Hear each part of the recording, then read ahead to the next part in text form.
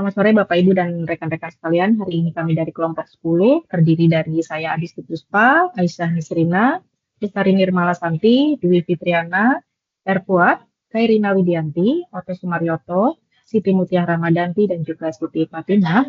Hari ini kami akan mempresentasikan terkait menjawab ateisme Richard Dawkins dan problem kejahatan teodisi. Saya akan menjelaskan terlebih dahulu pengertian dari Richard Dawkins terkait ateisme. Richard Dawkins sendiri merupakan tokoh ateis modern yang agresif menolak keberadaan Tuhan. Ia mengklaim bahwa Tuhan hampir pasti tidak ada karena tidak ada bukti ilmiah akan keberadaan Tuhan. Dalam bukunya The God Delusion tahun 2006, ia mengecam kepercayaan terhadap agama dan menyebutkan bahwa kepercayaan terhadap agama justru berbahaya bagi masyarakat. Penggunaan kata delusi dalam bukunya diambil dari istilah psikologi yang bermakna, yaitu keyakinan keliru yang dianggap benar. Oleh karena itu, Dawkins berusaha membangkitkan kesadaran bahwa kepercayaan kepada Tuhan adalah sebuah delusi atau kepercayaan palsu yang bertahan meskipun bertentangan dengan bukti ilmiah. Baik, saya selanjutnya akan menjelaskan mengenai problem of evil atau masalah kejahatan. Salah satu argumen utama ateisme, termasuk yang sering diangkat oleh Dawkins, adalah problem of evil atau masalah kejahatan dan penderitaan. Problem of evil mempertanyakan bagaimana mungkin Tuhan yang maha kuasa, maha tahu, dan maha baik membiarkan kejahatan dan derita terjadi di dunia.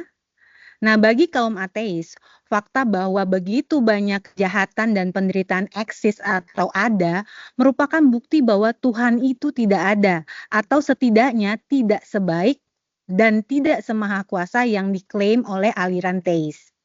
Jika Tuhan ada dan maha baik, maha kuasa, seharusnya tidak ada kejahatan. Namun pada kenyataannya kejahatan itu ada, maka kemungkinan besar Tuhan seperti itu tidak ada. Pertanyaan inilah yang memicu tantangan bagi Theodicea, yaitu upaya untuk menjelaskan mengapa Tuhan mengizinkan adanya kejahatan.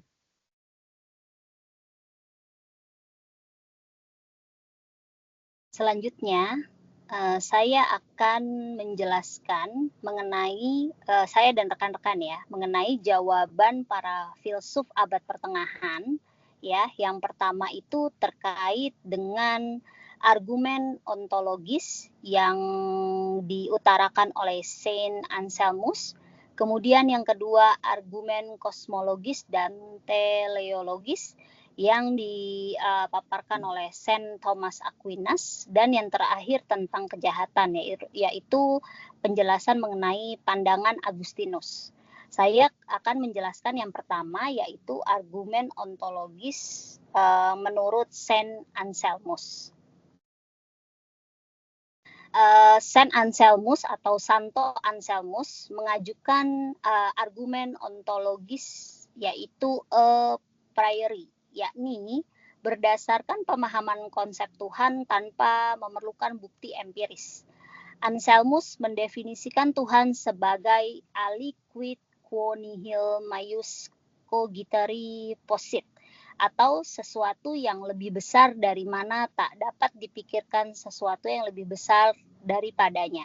Dengan kata lain, Tuhan adalah makhluk paling besar dan sempurna yang bisa dipikirkan oleh manusia, karena Tuhan didefinisikan sebagai yang paling besar yang bisa dibayangkan. Maka Tuhan harus ada di dunia nyata, bukan hanya sekedar ada dalam pemikiran. Singkatnya, keberadaan nyata adalah bagian esensial dari konsep Tuhan yang sempurna, sehingga logis Tuhan harus ada.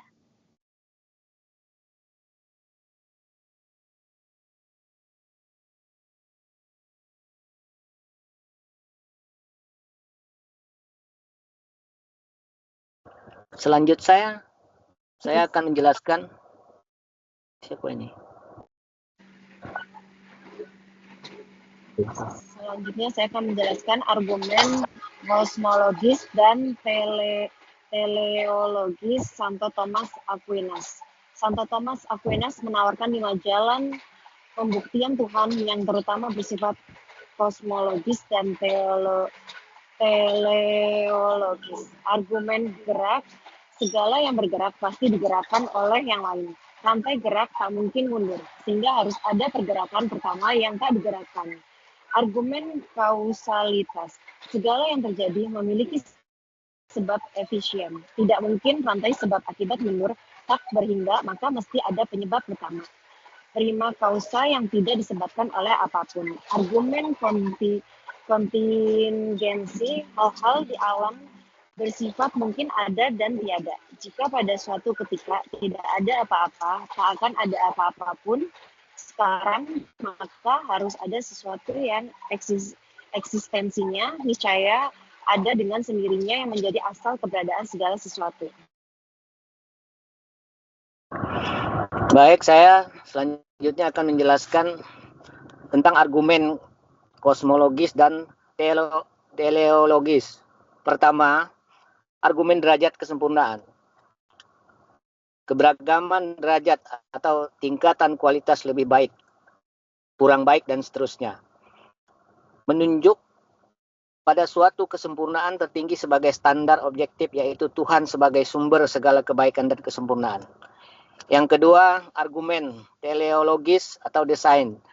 Tatanan alam menunjukkan tujuan dan keterarahan.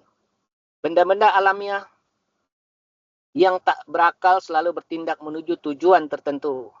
Misal anak panah melesat tepat ke sasaran karena diarahkan oleh pemanah yang cerdas. Maka harus ada inteligensi yang mengarahkan alam kepada tujuannya. Kesimpulan, Aquinas, melalui akal budi, keberadaan Tuhan sebagai pencipta tak tersebabkan dan perancang semesta dapat dibuktikan secara rasional. Selanjutnya saya akan menjelaskan mengenai pandangan Agustinus tentang kejahatan. Ini Santo Agustinus memberikan jawaban klasik atas problem kejahatan dengan konsep privatio boni, yaitu satu menekankan bahwa kejahatan bukanlah sesuatu entitas yang positif yang diciptakan, melainkan ketiadaan atau pengurangan dari kebaikan, yakni kerusakan atas tatanan baik ciptaan Tuhan. Yang kedua, Tuhan yang maha baik hanya menciptakan hal-hal baik, yakni kejahatan muncul karena penyalahgunaan kehendak bebas makhluk, malaikat, dan manusia. Kemudian dosa asal manusia atau kejatuhan Adam ini membawa kerusakan pada tatanan alam dan kehendak, sehingga penderitaan dan moral evil merupakan ulah bebas makhluk dan bukan hasil ciptaan Tuhan. Dengan demikian, Tuhan tetap maha baik dan tidak dapat disalahkan atas kejahatan. Sumber kejahatan adalah kehendak bebas makhluk yang berbalik dari kebaikan. Di sini solusi Agustinus ini menegaskan konsistensi atas keberadaan Tuhan dengan realitas kejahatan, di mana Tuhan mengizinkan kejahatan sebagai konsekuensi dari kebebasan, namun ia sendiri tetap baik adanya dan kelak akan menegakkan keadilan sejati melalui hukuman di neraka atau ganjaran di surga. Kemudian ini nanti rekan-rekan saya akan juga menjelaskan jawaban tambahan dari para filsuf di luar era abad pertengahan, yakni yang kita angkat adalah argumen moral dari C.S. Lewis dan konsep the best possible world dari Theodis Leibniz. Baik, rekan Khairina, saya akan melanjutkan penjelasan mengenai argumen moral yang disampaikan oleh C.S. Lewis. C.S. Lewis lahir dari tahun 1898 dan meninggal pada tahun 1963. Adalah seorang intelektual Inggris yang awalnya adalah ateis, namun kemudian memberikan argumen moral untuk membantah ateis itu sendiri. Lewis berpendapat bahwa gagasan tentang keadilan dan ketidakadilan berasal dari adanya suatu standar keadilan universal. Sama seperti seorang yang tidak bisa menyebut sebuah garis bengkok tanpa terlebih dahulu memiliki konsep garis yang lurus sebagai standar pembandingnya. Dengan kata lain, kesadaran manusia akan baik dan jahat justru mengisarkan suatu hukum moral objektif di luar dari diri manusia itu sendiri. Lewis berargumen bahwa adanya nilai moral universal, dalam hal ini konsep keadilan dan kebaikan, tidak dapat dijelaskan oleh alam material yang acak. Hal itu menunjukkan pada sumber transenden, yaitu Tuhan itu sendiri sebagai pemberi hukum moral. Lalu selanjutnya, problem of evil yang tadi sebelumnya sudah dijelaskan justru menjadi argumen dari moralitas ala Lewis, di mana tanpa Tuhan sebagai standar kebaikan, kita tidak bisa benar-benar menyebut sesuatu itu jahat atau tidak adil. Jadi, keberadaan objektif kejahatan malah menuntut keberadaan kebaikan absolut, yaitu Tuhan, untuk memberikan makna bagi istilah jahat itu sendiri. Argumen moral ini sekaligus menjawab kritik Dawkins, bahwa kritik Dawkins tentang moralitas agama dianggap Lewis terbalik.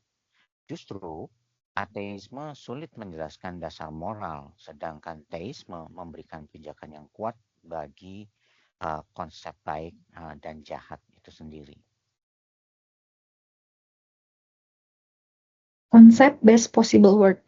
Gottfried Leibniz tahun 1646 sampai dengan 1716 menawarkan jawaban untuk masalah kejahatan melalui optimisme metafisik, di mana dunia sekarang adalah dunia terbaik dari segala dunia yang mungkin ada.